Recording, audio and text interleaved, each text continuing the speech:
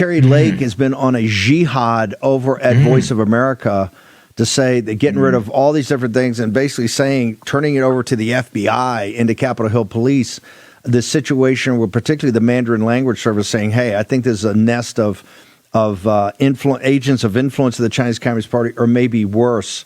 You spent 3 years of your life getting tortured, and it's, I think, 8 months of your life running it. Is Carrie Lake right? And is President Trump right that they're individuals that have such close relationship with the Chinese Communist Party? They're agents of influence, and are things like Voice of America, was it infested with Chinese either spies, agents, or agents of influence, sir? Well, I was pretty shocked to hear what Carrie Lake has uncovered. I think it's a huge achievement that she's found all that stuff out.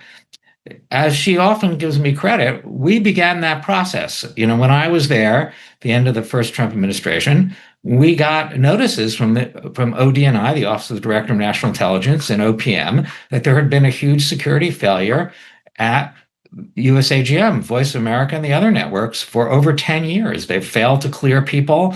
Fully a third or a quarter of the people there had not had adequate security clearances, including people with top secret clearances. It was an obvious vulnerability. So it was, and we moved to try to stop it, but we were blocked. Although I think we started that process. And so, yeah, it's been vulnerable. It's been a soft target for a decade. So it's not really surprising that our enemies have used it. And I had heard when I was there, the beginning of rumors of those things that I was going to look into. It's a disgrace that the Biden administration and the 4 years since have ignored that and let it fester. Hold it. I'm shocked. You're saying when you first got there, as you started to investigate, you were already getting from DNI and other agencies that there were problems, either with security clearances, people didn't have it. Hit rewind and hit that for a second, because I don't think it's gotten the proper elevation in the media, sir. Well, like Carrie Lake, I'm not wanted to spend my time dealing with security issues, but we had these notices from the Office of the Director of National Intelligence and the Office of Personnel Management that had gone on for a decade. Series of notices, and I just got the most recent one, that we had been ignoring gross security failures.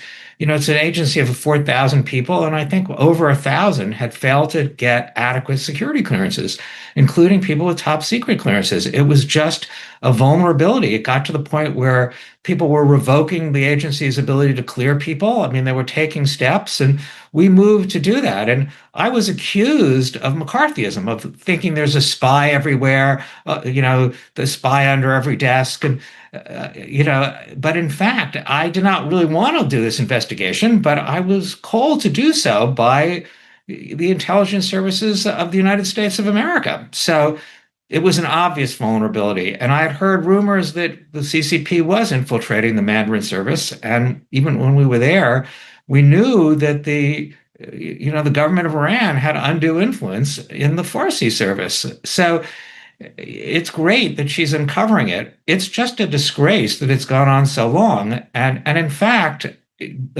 surely Biden did nothing after we called attention to it. But in fact, there's a record of going back 10 years of both Republican and Democratic administrations ignoring this.